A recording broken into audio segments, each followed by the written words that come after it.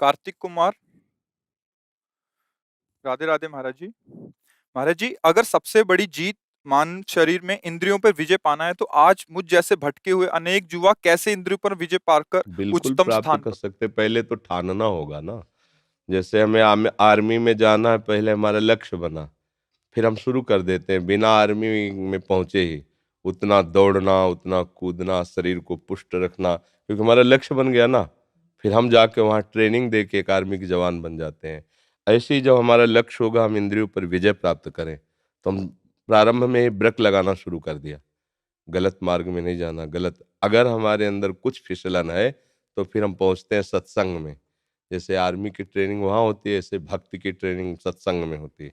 वचन सुन सुन करके हृदय में धारण करते हैं और नाम जप के बल से अपनी इंद्रियों को भगवान में लगाते हैं। इनको रोकने का मतलब होता है इनकी दिशा को बदलना। जो अभी हमारी इंद्रियां, हमारा मन भोगों की तरफ है, वही भगवान की तरफ चला जाता है। जैसे हमारे नेत्र यहाँ के दृश्य देख करके आसक्त होते हैं, कोई रूप देखा, कोई दृश्य देखा। अब इन्हीं को इससे अच्छा रूप और दृश्य मिले तो कहाँ भाग के जाएंगे। जहाँ प्रिया प्रीतम का रूप है, वृंदावन की दिव्य शोभा है, अगर वो देखने को मिले तो नेत्र काहे को मरण धर्मा शरीरों को देखेंगे। तो इनका मोड़ करना होगा, इनको समझाना होगा, फुसलाना होगा, डांटना होगा अपने इंद्रियों को, अपने मन को। नहीं नहीं, बहुत देख लिया, बहुत कर लिया, अब इधर चलना है। तो पहले तो खुद अभ्यास करो नाम जप करते हुए, और सत्संग के द्वारा जो आपको जानकारी मिलती जाए उसे अपने जीवन में उतारते जाओ। तो आप ऐसा कि हम जैसे कैसे नहीं, ऐसा नहीं। आप तो कुछ नहीं हो। जो घोर आसक्त थे, वैश्यागामी थे, विषयी थे, पापी थे, वो भी जितेंद्रिय होकर महात्मा बन गए। इसका मतलब नहीं कि आप नहीं चल सकते। हाँ, आप खुद हार जाओगे कि हम तो नहीं चल पाएंगे, तो फिर कौन आपको चलाएगा। आपको हारना नहीं, आपको चलना है। जब जागे तब सवेरा, जिस दिन से जाना उसी दिन से हम संयम से चलेंगे। को ऐसा नहीं कि आज से सोच लिया तो चल जाओगे, नहीं, वो फिसलाएंगे बार बार। हारना नहीं है।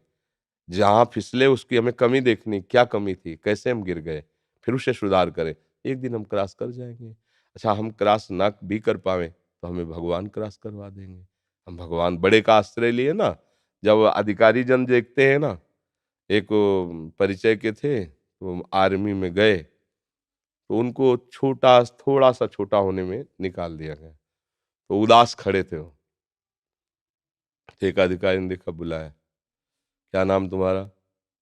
नाम बताया। एक बूट मारा उनके यहाँ ऐसे, बस थोड़ा झुके, बस फिर सीधे खड़े, एक थप्पड़ मारा उनके ऐसे, और बस सर झुका है। उनका बोले क्यों नहीं? बोले सर क्या बोले, जब आप ही मार रहे हो तो क्या बोले। बोले ठीक है, पास हो। अभी अवस्था इसकी छोटी है, लंबा हो जाएगा। हाँ, 1 रुपया नहीं लगा। आज वो आर्मी का डॉक्टर है, उसमें आर्मी विभाग में होता है ना, डॉक्टर डॉक्टर है।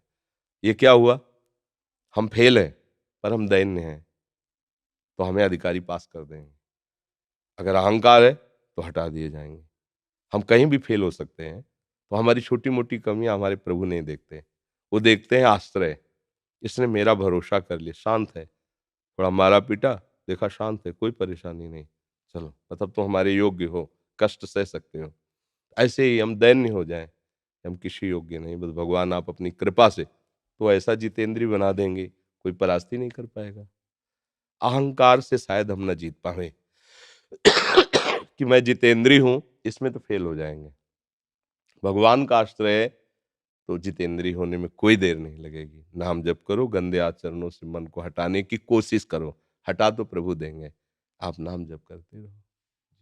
महाराज जी, क्या भक्ति मार्ग पे चलते चलते मैं एक ऐसा आदमी बन सकता हूँ जो हर प्रकार के आदमी की मदद करे और आगे चलकर बहुत अपने जैसे। ऐसा भक्त ही बन सकता है, दूसरा नहीं बन सकता।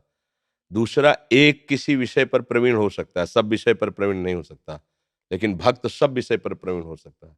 भक्त एक शूरवीर होता है, भक्त एक ज्ञानी भी होता है, भक्त एक वैरागी भी होता है, भक्त एक प्रेमी भी होता है, सबके प्रति सुहृद का भाव, मतलब भक्त में सारे सद्गुण आ जाते हैं भगवान के।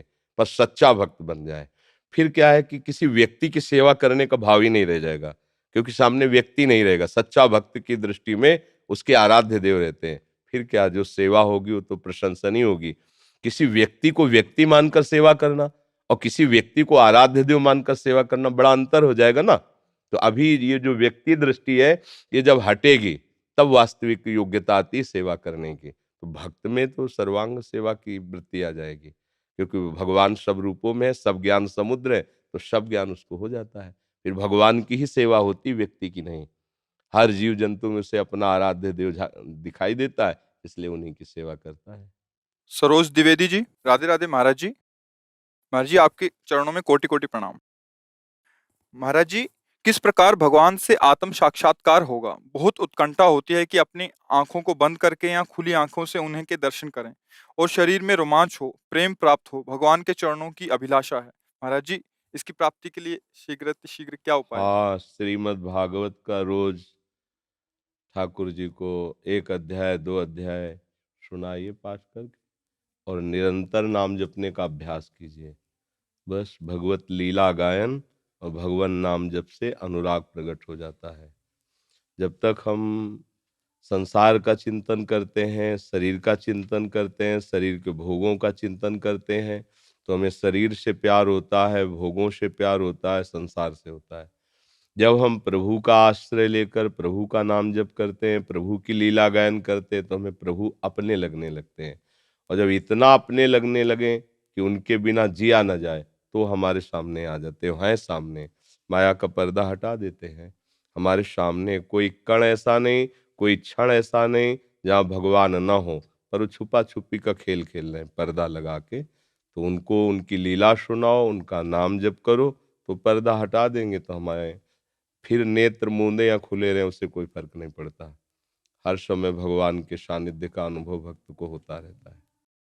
महाराज जी, किस प्रकार अपने में ही दोष दिखें और दूसरों में प्रभु का अंश है, इस बात का हमें आभास हो और उनका सम्मान करना? जैसे जैसे हृदय पवित्र होगा, वैसे वैसे आपको छोटा सा भी अपना दोष पहाड़ जैसा लगेगा, और दूसरे का छोटा सा भी भजन, छोटा सा भी गुण पहाड़ जैसा लगेगा।